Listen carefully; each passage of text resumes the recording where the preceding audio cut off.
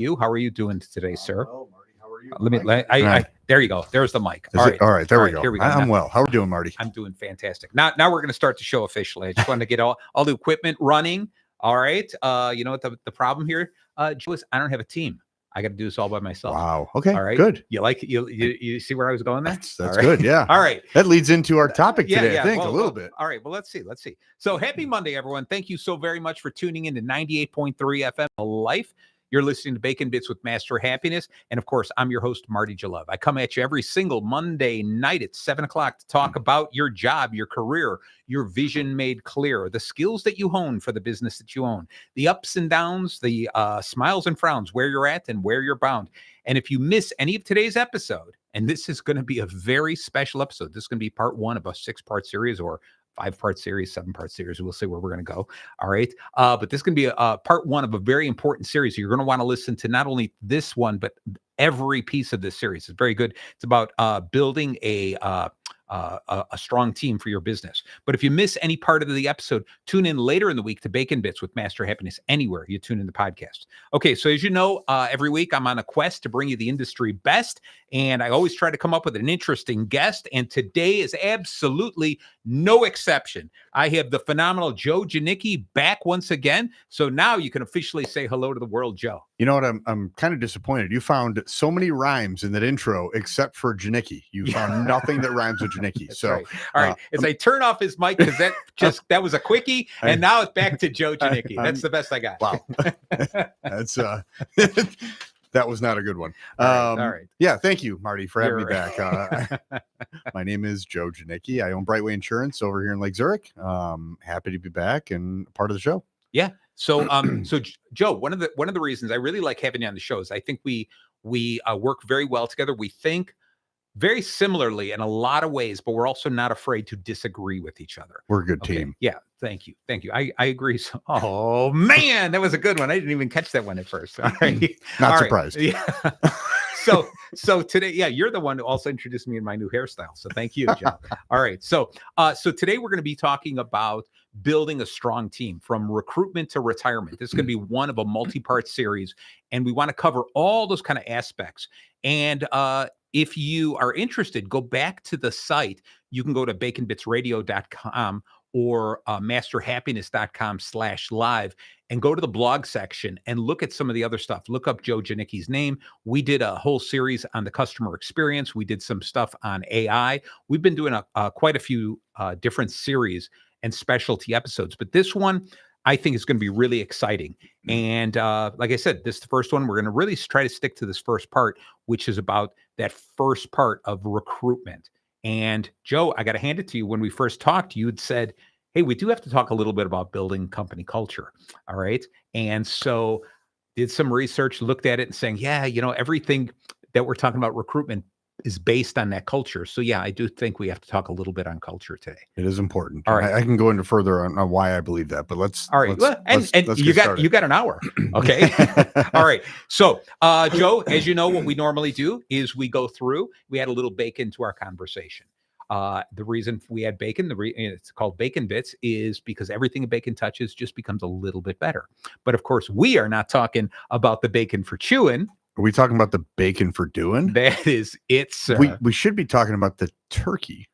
This week. Yeah. So I don't know. I'm not a big turkey bacon fan. No, but maybe we can go back to AI and ask it for some turkey suggestions. How can we? All right.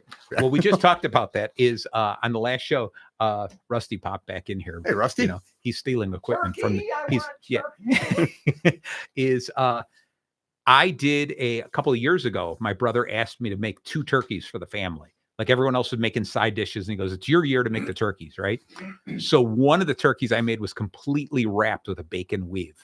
So completely done. It was really, it looked gorgeous. It baked perfectly and stuff, but it just doesn't get the bacon flavor into the meat. Yeah. So you just ate the bacon, threw the turkey away? Yeah, exactly. Yeah, exactly. The bacon was just the vehicle for the bacon. My dad the turkey was the vehicle for the bacon. My dad used to say, how you have the salmon and you cook it on that wood plank, right? Yeah. You soak the plank. Yeah. And you put the salmon on it, you put it right in the grill. And He goes, you just wait, and it smokes and it cooks, and then when it's done, you throw the salmon away and eat the plank. Wow, that's a little rough, eating the plank, but hey, to each his own, right? All right. So today, Joe, as you know, we're using the bacon for doing, and so we're going to use the acronym BACON. And so, as a surprise, which I got to hand it to all my guests, I never tell anyone what the BACON stands for until they get into the studio. Nurture. N for nurture. Oh, you would think so, but today's a little bit different. All right. Okay. B is build your culture blueprint. Good. All right. So that's how we're going to start out strong like that, baby, because we got to explain what that means and how to do this. A is align your values with your mission. All right. So we're talking long on building the company right, setting the company in the right direction before you start bringing people aboard. C is communicate your culture in recruitment. That's the obvious one. That's what that's what I was really thinking the show was going to be about until you enlightened me and say, Marty, why don't we talk a little bit more about culture? All right. O is optimize onboarding for an inclusion fit. Okay. And finally, N is notice cultural catalysts during interviews. Okay. Somebody who can take your culture and not only live by it, but can build upon it and expand upon it. That's good. Okay. Yeah. All right. So we're going to get into this whole bit and I want to jump right into this whole thing about building a solid culture. And it's this idea of culture and creating values. Yeah. And so I want to throw it to you, Joe, because I want you to talk a little bit about the values, even the values, how you came up with your value list for your company and how you, not only establish them, but how do you live by them? How do you constantly remind people? So we took, we actually sat and we looked at, okay, if I was going to hire somebody, what qualities would I want that individual to have? And we whiteboarded, I whiteboard everything. So I whiteboard our processes. I whiteboard how I want that individual to be. How do they treat people? Do they show up punctually? Like all of the qualities that I want in the ideal candidate. I put them all on the board. And then we looked at them. We got rid of all the generic stuff. We merged the ones that could be merged with another one and fit them into what ultimately became our core values. And I think they're, when we look at that, we look at, the core values are what guide us in every single thing we do. Our decisions that we make, our, how we hire people, anything and everything. And we live by them, in everything, anything and everything we do. So that's how we came about them was really, it was the whiteboard. We put it on the whiteboard and then thinned them out until we got to the ones that were most important to us. And that we've revised them throughout the years. We've realized that maybe that's important. They were too broad. They were not, they weren't specific enough to be something that our team was going to remember. That we wanted to, and actually you're going to laugh. Because our team has a thing for tacos, we then took all the values and we put them into the acronym tacos. Of course. So they're a little bit easier to understand. But they are teamwork, collaborate and support each other to achieve shared goals. Accountability, right? Take ownership for your actions and deliver on your commitments. Continuous improvement. This is a big one. Yeah. Everybody needs to focus on not only improving our business, but continuing to improve themselves and their own skill set, both personally and professionally. O is for optimism. We approach everything with a positive attitude. We look for how do we get it done as opposed to looking at the problems. We look for solutions, right? And then S is for service. We operate everything we do, and you've heard this on multiple shows, with a help first mindset. I love it. And that is like our driving force for everything we do. So it took some iterations. It took some realizations that we were too congested. There were too many things going on, and we really had to slim it down and make it to where they fit us and who we are. And again, they're our guiding principles going forward. So beautiful. So along with that is the same thing. Now I am a sole proprietor. I'm alone. Master Happiness is a one-man show. Okay. And in order to make it work, early on, I had to say the same thing. I need a mission statement. I need a North Star. I need those values to look at that and say, what are my lines in the sand? What are the things that I will not cross? Where do I stand it? How do I, if I decide to hire people in the future, I'm going to use those same types of values, those beliefs, but more so, even the customers that I deal with and the vendors I deal with, everyone I deal with has to have some type of connection to my values for it to work with me. That's a good point. Yeah. And I think that's important to remember. I think we miss that often, that we look at our partners, our vendors, our customers. Right. I'm not afraid to fire a client if I need to. If You have to. If they don't treat our team right, they don't fit with our core values, then they don't fit with us, and that's okay. Correct. Right? There is a place for them. It may just not be with us. And we have to be okay with that. Yeah. So Yeah. Now, one of the other things that I found really interesting, I've helped a number of different companies write their core values.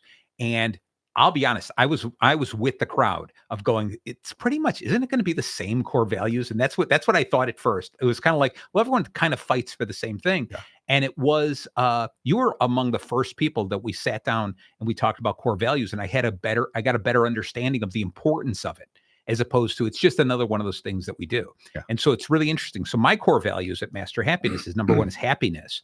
All right. It's got to be my driving force. If I want to work with people that are going to bring happiness to me, as well as I have to bring happiness to them. I want them to feel some joy in what they do. That's my driving force. Second is inspiration. And I want to inspire people to become better, but I also want to be inspired by my clients. Okay. It's really important from that. If I can't feel that, we're no good for each other, because I feed off of that. Next for me is creativity. I pat myself on the back to being one of the most creative people that most people are going to meet. I look at, I really do the out of the box thinking, and I try to come up with something different, innovative all the time. And so creativity's got to be a driving force. If I ever hire somebody, they have got to show me that they're very creative as well. Okay.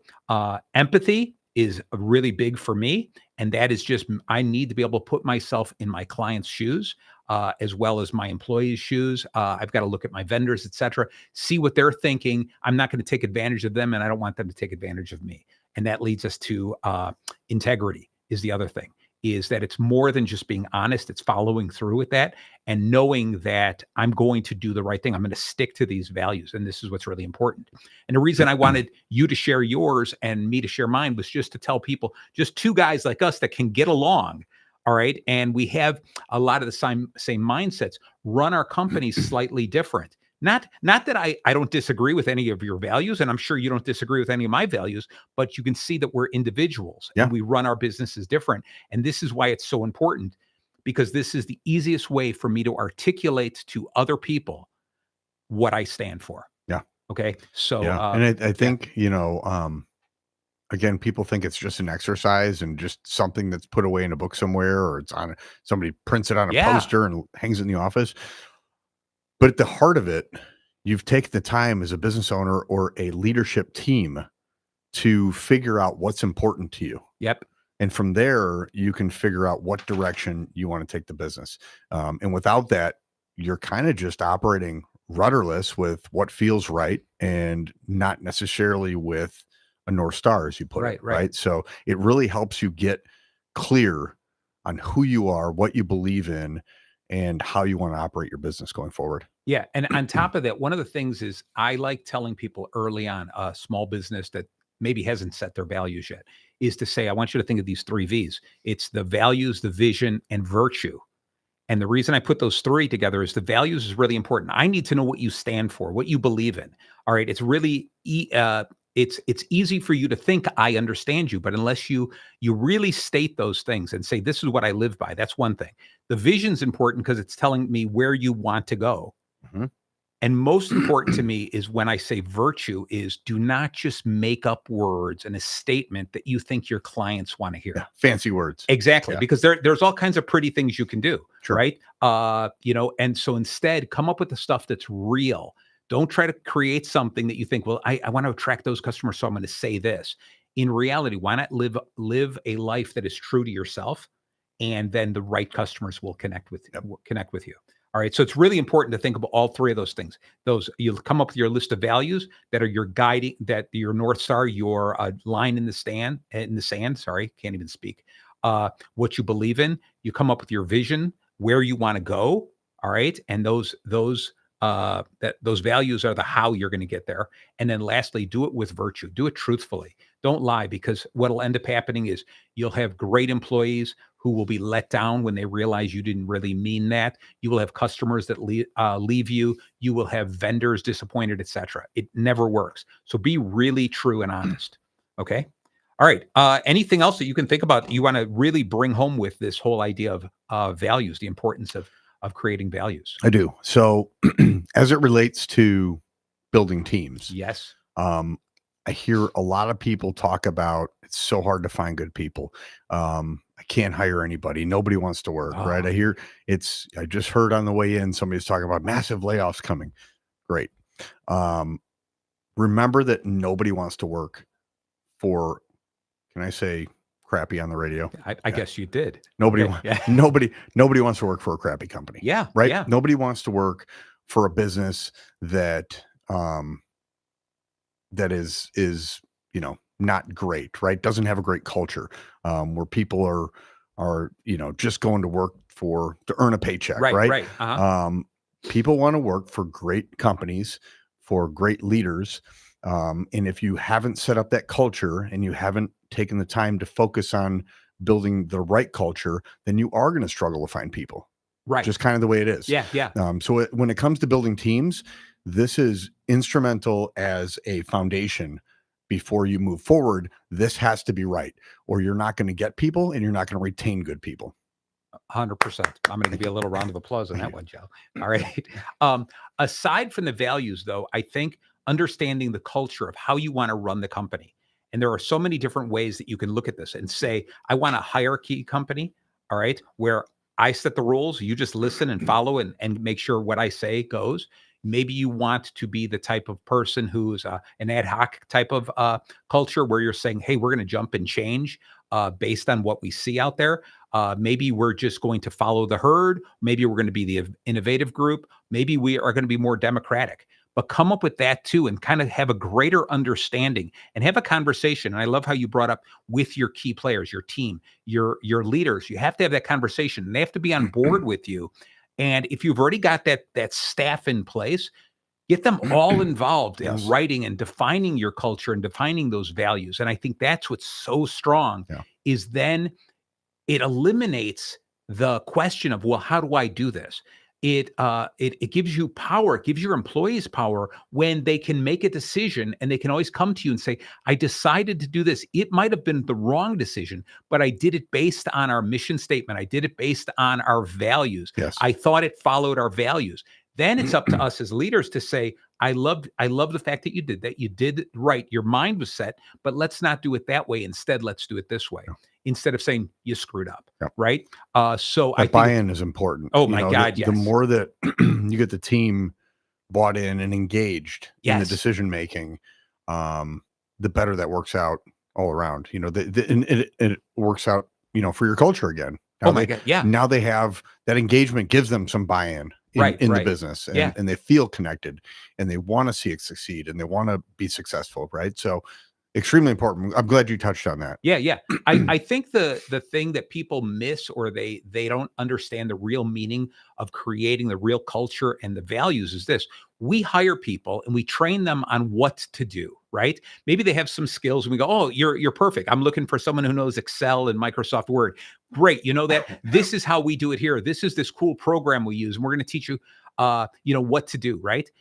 But this gives them the how we want you to do it and how we want you to do it on a daily basis, how we want you to talk to the clients, how we want to be presented to the world. And too often we miss that because we just assume, oh, I think they understand that, right? We concentrate so much on those, the hard skills. And sometimes we concentrate on the soft skills, which is really important, but we don't concentrate enough, or many people don't concentrate enough on that company culture. Correct. And how important that is. And if you want to recruit people, you've got to look at all those aspects and you got to have that in place before we get into that next step. So that next step is, of course, going to be this, and that is A is align your values with your mission. Okay. And this is the tricky part about, our mission is what we do. This is exactly what we do. And this is really important that we say we do this, but we have to be able to align it with the values of saying, like you, Brightway Insurance, you sell insurance. And I'm really paraphrasing that. You're going to say, no, this is what we do, Marty. We give people peace of mind. Sounds like you know that. But that's the what you do it, and the values is how you do it. Yeah. Right. And I think that's really important. So Joe, you have a team of how many people now? We have 7. You have 7 people. How often do you do any type of training on the values to remind them of the how we want it to be done? Not nearly enough. Okay. Full transparency. Yeah. That's why I called you on it. Yeah, no, it should be something that we talk about in every single meeting in some way, shape, or form. And ultimately, it ends up in our quarterlies. Yep. We bring them up. We talk about them. How can we improve on them? Make sure that everybody knows them, right? They should be a part of our daily language. And I don't think we do a good enough job. And I'm not sure anybody really does a good enough job of making that front and center, top of mind for every conversation that they have. Yeah. It's just got to be done. I think what happens is people get, or at least a lot of the companies I've worked with, people get excited about it. Oh my God, I got my values list. Everyone's bought into this. This is the right thing. I think we've worked out all the kinks on this. And this doesn't happen overnight. It's not like you write it on the board and you say, there, we're done. It could take weeks. It could take months based on your team and how important it is to you. But I think everyone gets hyped up about it early on. And then it kind of, you kind of let it disappear because you kind of think, oh, well, yeah, we all work that way. We explained it. Everyone's on board. But it's something that is that important that we have to remind people on a regular basis. Even if what you end up doing is, so you have, I have 5 values that I list. Okay. And 5 or so, I wouldn't go more than 7 values for any company. But I think it's for you have 5 as well, that it probably wouldn't hurt for at least once a week to bring up one value. Yeah. And have everyone say, how do you fall into that? How do you, your S is service, right? Sure. Tell me that. How are you re-emphasizing the help first attitude? Yeah. And I think it's important because if you, as the principal, kind of let it go disappear, everybody does. Everyone does. Yeah. Right. And here's so something to consider. And this is probably a topic for another show. Yeah. We can get into this deep in the weeds. I think 5 is too many. Really? Okay. I think you should have it streamlined down. I think there's stuff that you can merge into, a maybe a broader scope, but I think maybe 3 is the number. It makes it easier for your team to understand. It makes it easier for them to remember, and it makes it easier for them to make decisions based on it, right? When you get into 5, you're asking people to remember 5, items that, it can be, when you look at them on a word, there's teamwork, accountability, right? Yeah. You can run through them, but what's the meaning of those, right? And what, so I think we could find a way to really thin them down, streamline them, and make them all truly matter to where they were impactful to every decision they made. And you could probably do it in 3. Possibly. I'm not disagreeing with you, but I think there's sometimes enough of emphasis on there's multiple things that are important. And I think it's up to you. It's up to you as the company to decide what works for you. Yeah. I just have seen people who say, oh yeah, we have like 15 or 20 core values. And I was like, too much. Nobody's remembering that. And I do like the number 3. I really think the human mind can memorize 3 very easy. I mean, that's why our phone numbers are broke up into chunks of 3 and 4 numbers, right? So they're easier to remember. And so 3 is a good number. My social security is 3. Exactly. But you can't remember the last 4 numbers, right? Because there's 4. Okay. But anyway, it's got to be all tied in. And I think it's really important that we continue to train our people on how our mission and our values intertwine. Yeah. That the mission is exactly what we do. We have a vision of where we want to go, but the way we're going to do this, the how is those value statements. Yep. And I think that's what's so very important. Okay, so this is cool. Did we going to talk about my purpose or no? I mean, you threw it out there to give people peace of mind. Yeah. Oh, I'm sorry. Go ahead. Yeah. Tell us, what is your mission? It is to provide people peace of mind. Yes. While always giving clients more than they expect. I love that. There you go. See, look at this. You get a second round of applause, Joe. You're outstanding today. This is amazing. This is amazing. And I'm not just saying you can't just bring up the purpose and not actually talk about it. Well, it was a teaser for future shows, future episodes, right? Everyone is leaning into the speaker right now. We'll see you in episode 3. Yeah, exactly. Then maybe if we remember. Okay. All right. So what I want to do is jump into this. We're doing great on time here. This is great. This show is moving along just perfectly fine, just the way it's supposed to be doing. But I'm going to throw, before we get into this, I'm going to throw a question at you, Joe. Oh boy, here we go. Based on your core values, all right? If you were to come up with an animal that would be the mascot for the Brightway Janicki agency, an animal that would instill the spirit of your values, what do you think? What do you think it would be? And I love asking these questions where nobody is prepared. Does it have to be an animal? Can't it just be a taco? No, it can't be a taco because that would have been very, very easy for you. And I don't want to make it that easy. Okay. So an animal, think of an animal that follows through with all of that, right? It'd be a taco cat because there you go. I love that. Right. Taco cat backwards is still a taco cat. I like that. All right. Yeah. Beautiful. All right. Yeah. So Key on my team, who's a cat fanatic, that one's for you, Key. All right. Nice. Taco cat. That is the cat you can have for she wants an office cat. So why not? If it's a taco cat, there you go. Done deal. Done. Fantastic. All right. I'm getting itchy just thinking about it. Yeah. Oh, that's right. You're allergic to cats. I am. But you're not allergic to tacos. So maybe they balance out. Yeah, that's right. All right. So let's get into C, the letter C. And that is communicate your culture in recruitment. Yep. This is the big one here. It's got to be like one of the key reasons we're creating this list of values. One of the key reasons we're defining the way we run the show. We create our culture. One of the things to do that is to get everyone on board so they all understand. And I think it's so important during recruitment to explain to people, look, this is the type of business we have. We are somewhat democratic. We want everyone's input, but ultimately one person's going to make the final decision. But we are anxious to get your information. Maybe that's your culture. You want to share that with people. All right. Another thing might be, no, we're a hierarchy. In your input, I'm the boss. I'm going to make a decision and everyone follows what I say.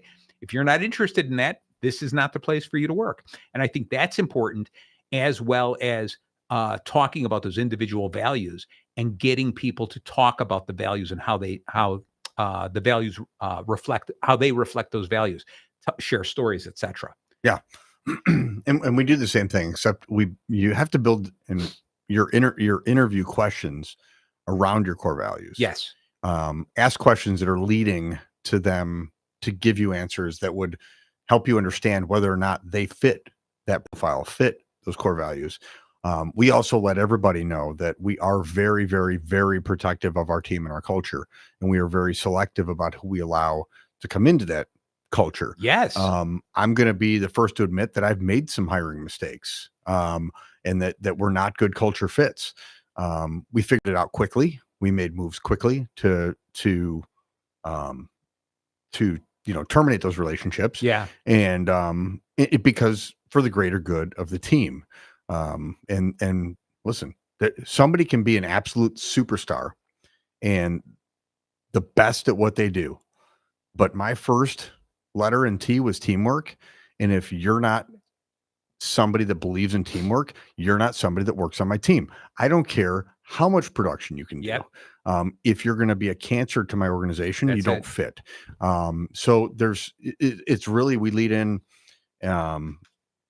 with those questions that identify if that individual is going to fit with our core values or not, and try to weed that out before it becomes a problem, right? If we get that up front, then when they come in, there already should be a good fit unless we miss something. At which point we got to make a decision very quickly on that as well. I like it. I like it a lot. I love the idea. And let's just go with your first core value, teamwork. I'm agreeing with you. During the interview, what we normally do is we most companies forget about their core values and they ask questions like, again, do you know Microsoft Excel? Do you know Microsoft Word? Have you done this? Blah, blah, blah, blah. And they ask all those hard skills. And sometimes they ask about the soft skills, but it's so easy to be able to say something as easy as, tell me one of your favorite teams or one of the best teams you were ever part of. Okay. And tell me why you loved being part of that team. Yeah. Tell me one time that you were in charge of running a team. How did you do that? What was the greatest obstacle you faced? Yep. And how did you overcome that? Tell me something about a team that you were like, wow, team was just running correctly. Just have those kinds of conversations. And by asking those kind of questions, enough different questions and attacking teamwork in so many different ways, you get a really good understanding of how they define teamwork and how they fit in. And you ask them enough questions. You can't ask them one question and be done with it. No. You're going to catch them if they're exaggerating the truth, if they're really honest with it. And I think the more and more you can talk to people and say, look, I want to make sure we're hiring the right people and you want to make sure you're in the right place. Yeah. Okay. So I'm asking these questions. If you're not the right person, you're not the right person. Okay. So let's just be honest and have a really good conversation about it. Yeah. And I think I'm liking what you said about you've got to intertwine those values into the questions, but you got to cover all of them. You do. Yeah. You do. If you're missing one, it's not going to be a good fit. Right. And when you look at like doing reviews and that with the team, those are things that we're reviewing on, and we're making sure that you're still a good fit. And you're off on one, we need to have a conversation. We need to get you back on track. And if we can't get you back on track, then we need to have a conversation, right? If you're missing two, you're probably not coming back, right? Yep. So they should be involved again in every decision that we make, both with clients, vendors, and each other. Yeah. So Joe, I'm looking at the time. We missed this, so I'm going to play a couple of little messages to remind people who they're listening to. All right. So hold on 1 second, please. Everyone, don't go away. We're going to be right back with Joe Janicki and more about building a strong team for your business. We're talking about recruiting. Happy holidays from WRLR 98.3 FM, The Life. Join me, Country Chuck, with country Christmas music starting after Thanksgiving from 11 to 1. Bringing you holiday music through December 31st. Again, happy holidays from WRLR staff. Where's a good place to find sports? Right here on the Sports Corner with the Sports Guys each and every Saturday morning from 8 to 10 o'clock. Why do you want to listen to us? Well, we cover the sports nationally and locally.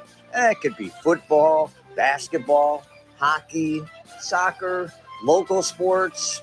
Oh, we'll throw in something around the track with auto racing and even some golf too. And we cover some other sports as well. Make sure you're listening to the Sports Corner with the Sports Guys each and every Saturday morning right here on WRLR 98.3 FM. Tune in Sunday nights from 7 to 9 p.m. for the Bus Stop Blues, your favorite stop along the route for blues music, interesting guests, and updates on the local music scene. Bus Stop Blues, 7 to 9 p.m. on 98.3 FM. WRLR 98.3 FM LP, Round Lake Beach, Illinois. Thank you all so very much for staying tuned into Bacon Bits with Master Happiness. I'm your host, Marty Jalove. And as you know, I come on every Monday night at 7 o'clock. And today we're talking about building a strong team from recruitment to retirement. This is going to be a multi-part series, and I got my friend Joe Janicki here. And so if you missed the first half of the show, tune in later in the week. The recording will be on Bacon Bits with Master Happiness, anywhere you listen to podcasts, as well as on YouTube, all over the place. So definitely tune in. So far, we've been talking a little bit about the B in Bacon was build your cultural blueprint. A is align your values with your mission. And C, we're still halfway through or mostly through. C is communicate your culture in recruitment. And this is so important. Once you define those values, that culture, you define who you are, how you go to market, what you do.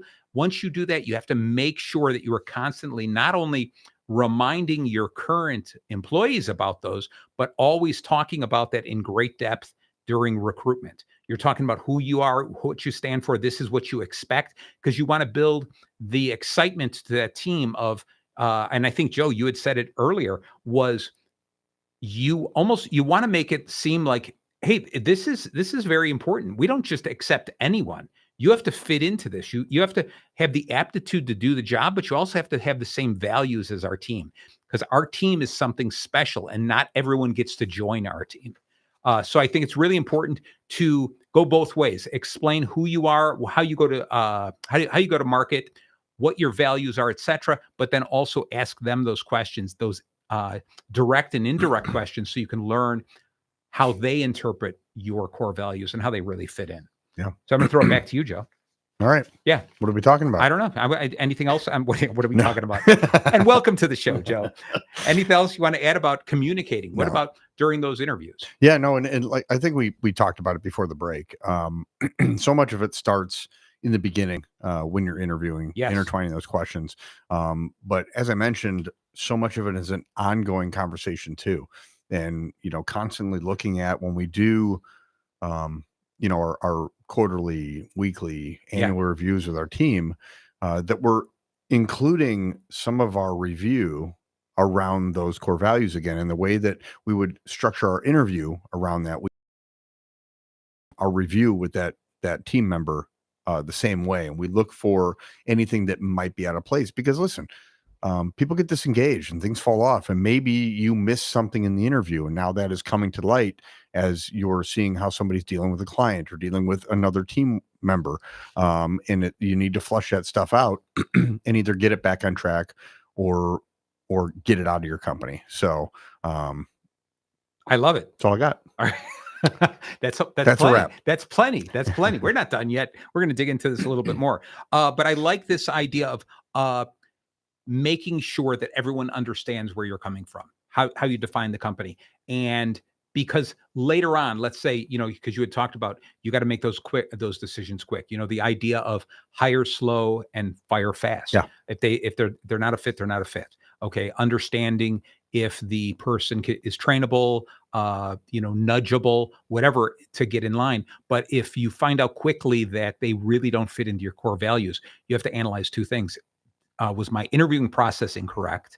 Right. Yeah. Or was this person, fabricating in order to get the job? So I have a friend of mine, a mentor, that I love his process, because it's a very long and detailed interview process. And the questions that they've built in have been questions that they've added because they missed something at some point. Nice. So those questions, they said, how do we miss this? What was it that we missed? And let's add it to that process so we don't do it again. Yeah. I'm liking it a lot. I'm liking it a lot. Hey, one other thing I just wanted to add in, and I meant to say it during the B, which is going to be the Build Your Culture Blueprint, is in the write-up after the show. I do a blog post, kind of a summary of what we talked about the show, and then all the links of where you can find it on the podcast, the YouTube, etc. I'm going to include a link to the way that I help define the company culture. Mm-hmm. It's I love the way that you do it, because you make it so simple. When you had said, define, if you were to hire someone right now, okay, what are the values you would want for them to be part of your team? And I like that. That's so simplified. And I do a different thing that I think they can live in the same world, and that is find 5 friends of yours, and why are they friends? Give me the value. What are their beliefs that make them good friends? What do you respect about them? Then come up with 5 historical people, famous people, etc. What do you admire about them? And then take a look at 5 businesses, and the same thing. What do you respect or admire about them? And find the commonality in all of that. And that is another way of doing it. But I love the way that you make it so quick and easy. If you're going to hire somebody, what are some of the values or beliefs you would want that person? Because you want that person's going to have your back. Yeah. Right. So anyway, I'm going to include the worksheet, a link to the worksheet in the show notes. Yes. Yeah. Yes. Just to go back to that for a second, the other thing that I did is I pulled everybody into the office individually by themselves. And I asked them, if you had a team member join us today, what qualities should that team member have? Right. Yeah. And I kept all their notes separate. So the next person came in, I did not share the other person's notes. Good. But then when we were done, pulled the whole team together, put them all up. Yeah. And this may surprise you, it may not, but there were so many commonalities between mine and all of theirs that it was clear that the culture we had started to build was working, and that that was the fit that we were looking for. We were all on the same page. That's beautiful. And you know what? And Joe, it does not surprise me because you have an incredible team, and I think you have a great knack for hiring the right people. I think you're really good at that. Just lucky. Yeah, I think you're pretty good at letting them go too. All right, so, Jerry Maguire, Marty, we brought you here to let you go. That's right. Thank you. All right.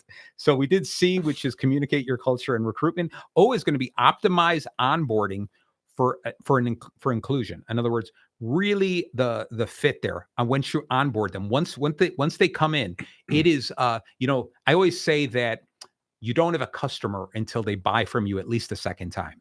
Okay, you're going to get people to buy one thing from you, but once they buy from you a second time, they're in the family. Okay, and I think that it's really important during the recruitment phase. You don't just bring the people in and say, "All right, you're on your own. See you later." You have to have some type of an onboarding process and continue to make sure that they fit and continue to give them every opportunity to fit, because it costs so much to go and hire people. Yeah. It costs so much to advertise and promote, to recruit people in. Why not do your best job of making sure that they grow? And that includes buddy programs, mentors, anything like that, a comprehensive training program that is you the primaries in the business, but also your that and look upon onboarding as so important, almost more important than recruiting. Because I could have 10 people show up at your door, but once you get them in there, what do you do? So Joe, what's your onboarding kind of looking like? Yeah, so there's a couple different things that you need to look at with this. The first one is they need to come in, and we need to make their joining our team a huge deal. Yep. When they get there, we just shower them with energy. They get some Brightway swag. They get, and I stole this from another guy, but we find out what's important to them, what they like, candy wise and drink wise. And we have a basket put together for them, like a welcome basket, nice. That they get when they join us. And it's kind of cool to walk into a place that you're already uncomfortable. You don't know anybody or anything. It's your first day there. And the first thing out of the gates is everybody's there to welcome you, right? And that's a big deal. And we make a big deal about it. From there, we have a very specific training and shadowing plan set up, because there is nothing worse than walking into your first day at a new job, sitting at your desk going, okay, what do I do? Right. Who do I talk to? Who is this person? What do they do? Who's that person? What do they do? We have intro in the beginning, and then your first meeting is with somebody that goes over what your first 8 weeks is going to look like. I schedule from this time to this time, we're going to do this from this. So there's no questions, right? And then we take them through that and introduce them to everybody. And then we go from there. So you come in and you've got a game plan right out of the gate. Right. And then mentorship continues. There's some self-paced work, and it's development all along the way, but there's no surprises. You know exactly who does what, and you know exactly what you're going to be doing for the next 8 weeks. So. I love it. And I like one of the things that, when working with you, understanding your process is that you've got like levels of growth. Yeah. And you almost, you really put it in their lap, and you say, you want to grow, you want to earn more, you want to do more. This is where you can hit, and you can hit it in X amount of months, let's say. Mm-hmm. But if you want to work really hard, you can get there sooner. If you need to take your time, it might take you a little bit longer. But we're there to mentor you, work with you, buddy up with you. Yeah. You're one of the companies that truly have an extremely open door policy. Yeah. And I love that, because I think the employees really appreciate it. And the help first attitude that you do for your customers is echoed so much with your employees. Yeah. Okay. That you're always there to help them first. And I think that's beautiful. And a lot of people could learn from what you do. Yeah. Okay. Well, we have to keep that, open door policy. I don't have all the best ideas. Right. And I've got a fantastic team, and many of those ideas come from that team. So it's important to be able to have those open and honest conversations. And it goes both ways. I push my team to grow and get uncomfortable and do things that they are not normally willing to do on their own. I do that because I see potential in them, right? Yep. Because I do care about them and I want to see them grow. But in reality, you're right. There is that roadmap that there's a place for them wherever they decide to fall and however long they decide to fall there, right? And I don't want to use the word fall. Maybe that's I the wrong understand. word. Yeah, land. Yeah. But they're falling forward anyways. Okay. So, There you go. so somebody can truly go as far or as short as they want to go, but I'm going to push them to get uncomfortable, and I'm going to push them to grow, and I'm going to push them to try to get to that next level. Those small incremental changes, we talk about this every single week. Small incremental changes are those things that you look back a year from now and you've just done a little bit here, a little bit here, a little bit here. And you look back and like, wow, look at how far I came. Yeah. And it doesn't feel like you're moving far, but when you look backwards and you measure backwards, you realize that you've really grown a tremendous amount. That's so we beautiful. push for that on with everybody on my team. I push, let's just make a small incremental, improvement. Just every day we're going to get up and we're going to look to be a little bit better than we were yesterday. Right. I'm not looking for you to knock the cover off the ball today if you're just starting to swing the bat yesterday. Yeah. I'm looking for you just to get up and do a little bit better. I love it. I love it. It's interesting. I was working with another client like this, and I was talking to one of the employees, and they were like, I cannot get my arms around the inventory. It's so enormous. I don't know how to memorize or understand the inventory. And I said, I broke it down to just one product a day. Just one product. Go out there, look at one product, understand it, ask someone a question on it, read up on it, just one product. And I remember the look on his face. It was like, one product, what's that going to do? I go, at the end of the week, that's 5 products. And 5 doesn't seem like a whole lot. But at the end of the month, that's 20. Okay. And at the end of the year, that's over 200 products, right? Yeah. And I go, you just think of it like that, because a year goes by so quickly. As we get older and older, these years go by very quickly. And instead, what we do is I can go day after day going, it's too much for me to handle. It's too much for me to handle. But it's one step. It's always one step. It's just go a little bit more.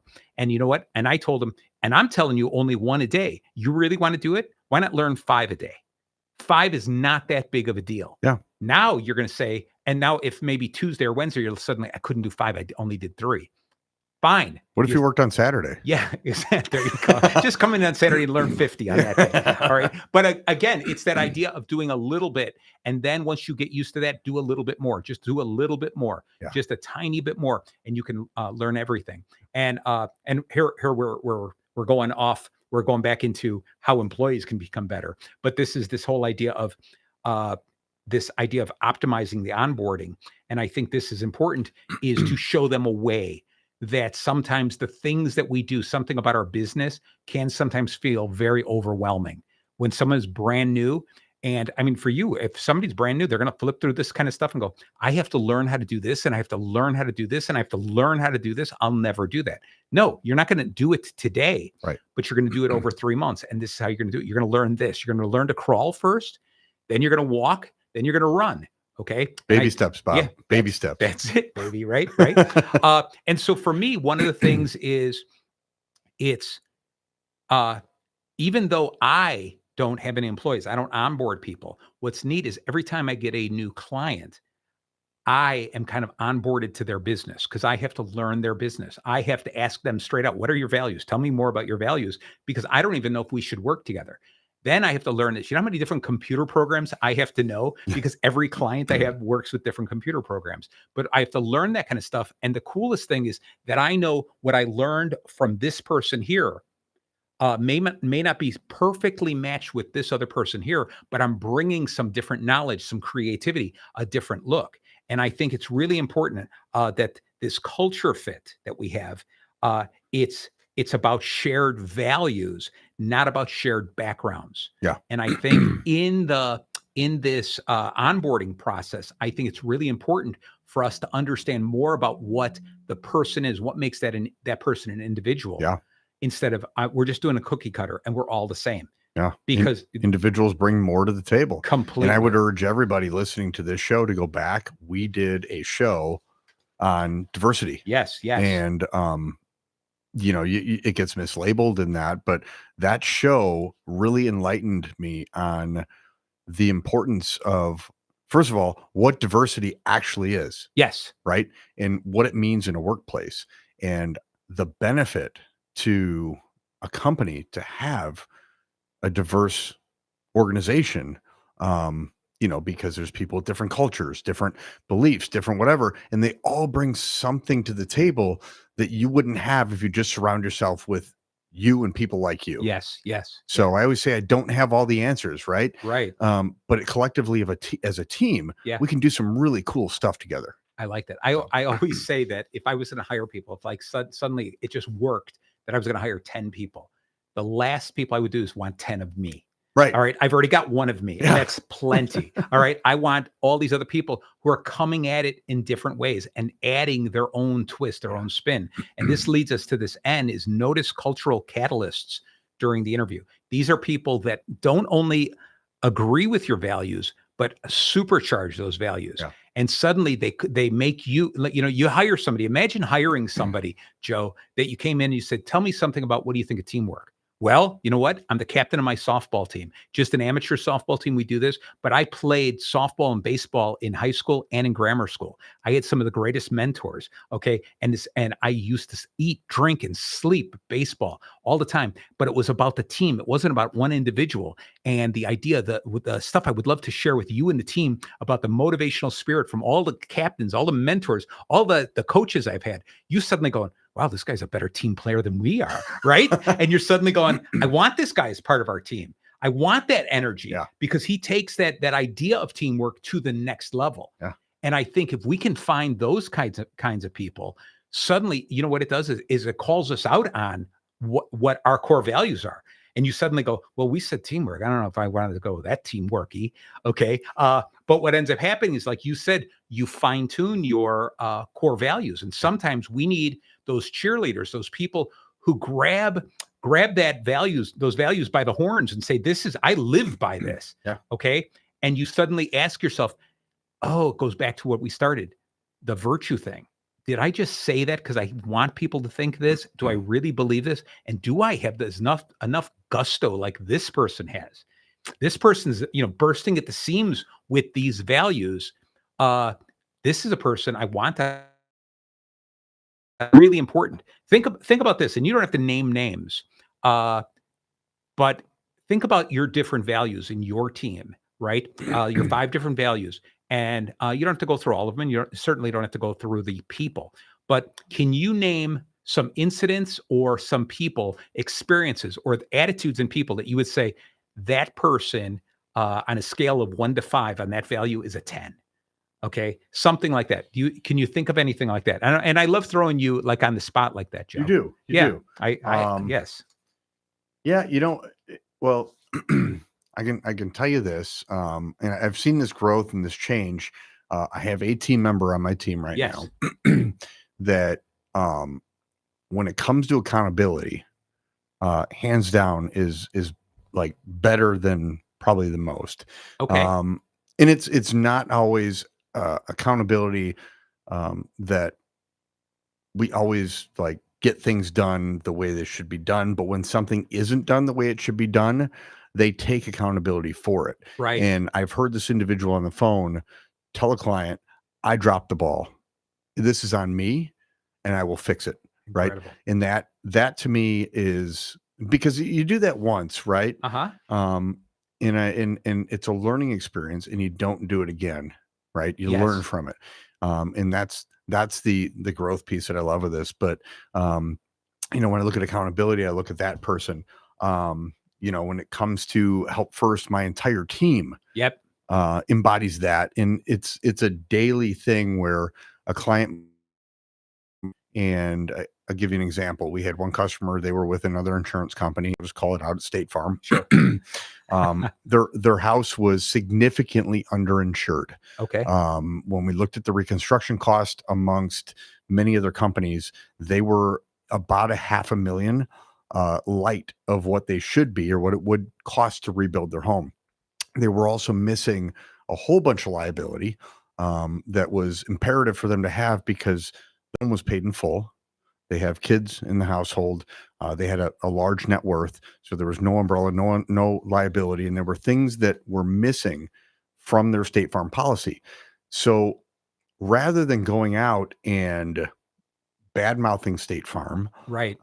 or telling them, whatever they could have told them to close the deal, what they did was they looked at it and called the client back and said, hey, listen, you've got good coverage with State Farm, but there's a lot of stuff missing that we need to fix. And I'm going to send you a list of what I want you to call your agent and have them change on that Beautiful. policy, because State Farm is still the best option for you. It doesn't make sense to move you. You've been with them a while, and making these changes is going to be the best option for you to do. Right. Tremendous. That's the help first attitude. And they all embody that. For Right. my team, it's not about closing a deal. It's about taking care of a client Yep. or a vendor or whoever first. Yeah. Right.